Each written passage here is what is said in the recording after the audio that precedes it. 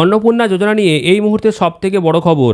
আপনার অন্নপূর্ণা যোজনার স্ট্যাটাসে যদি এখনও পর্যন্ত আন্ডার এনকোয়ারি এই লেখাটা শো করে, তাহলে শুধুমাত্র বাড়িতে বসে থাকলে হবে না। আপনাকে অবশ্যই একটি জিনিস খেয়াল রাখতে হবে এবং অবশ্যই আপনাকে এই কাজটা করতে হবে যদি টাকা আপনি পেতে চান। ইতিমধ্যে জুন মাসে টাকা দেওয়া হয়েছে, জুলাই মাসেও টাকা দেওয়া হয়েছে, এবার আগস্ট মাসে টাকা দেওয়া হবে।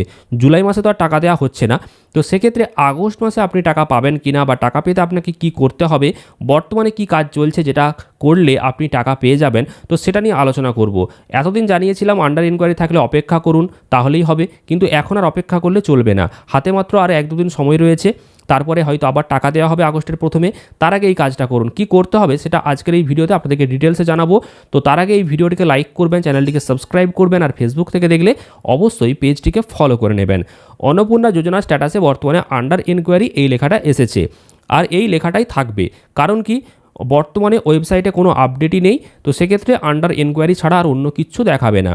এবার আপনার আন্ডার এনকোয়ারি স্ট্যাটাসটা হয়তো অ্যাপ্রুভ হয়ে গেছে, আবার হয়তো রিজেক্ট হয়ে গেছে। সেটা কিভাবে বুঝবেন, আর সেটা বোঝার জন্য আপনাকে কি করতে হবে না, বর্তমানে বিভিন্ন বিডিও অফিসে যে কাজটা হচ্ছে সেটাই আমি আপনাদেরকে জানাচ্ছি।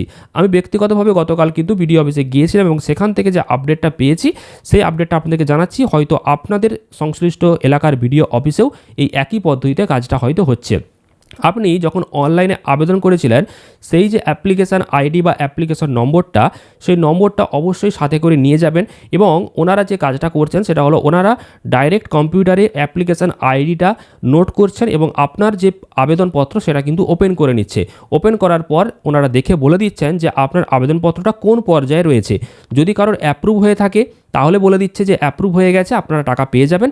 আর যদি রিজেক্ট হয়ে থাকে সেটাও কিন্তু জানিয়ে দিচ্ছেন, আর কেন রিজেক্ট হচ্ছে, কি করতে হবে সেইটাও আপনারা সেখান থেকে জেনে নিতে পারবেন। তার মানে কি, আন্ডার এনকোয়ারি বর্তমানে স্ট্যাটাস শো করছে, কিন্তু তার পেছনে হয় অ্যাপ্রুভ রয়েছে, না হয় রিজেক্ট হয়েছে। এছাড়াও হয়তো কোনো পর্যায়ের কোনো কাজই হয়নি, শুধুমাত্র ফর্মটা পড়েই রয়েছে। তো যদি ফর্মটার কোনো কাজ না হয়, শুধুমাত্র পড়ে থাকে, তাহলেও কিন্তু ওনারা যে কাজটা করছেন সেটা হচ্ছে ভেরিফাই। সেই ভেরিফাই কাজটা কিন্তু ওনারা করে দিচ্ছেন। যদি ভেরিফাই করে দেয়, তার মানে জানবেন আরও একটা স্টেপ কিন্তু আপনার ফর্মটা এগিয়ে গেল।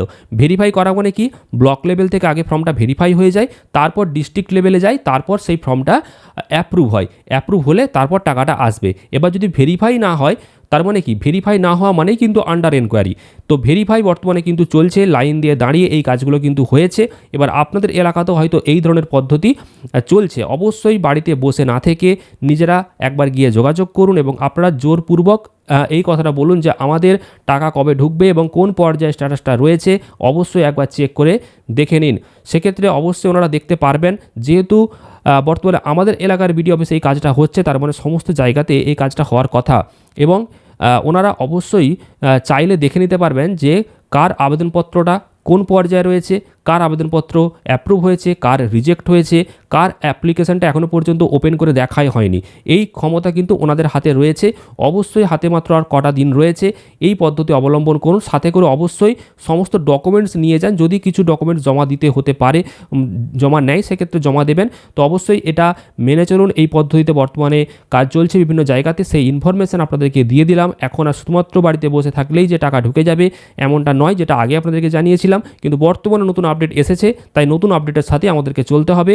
সেই আপডেট আপনাদেরকে দিলাম। প্রতিনিয়ত গুরুত্বপূর্ণ সঠিক খবরগুলো পাওয়ার জন্য অবশ্যই চ্যানেলটিকে সাবস্ক্রাইব করবেন। ফেসবুক থেকে দেখলে অবশ্যই পেজটিকে ফলো করে নেবেন।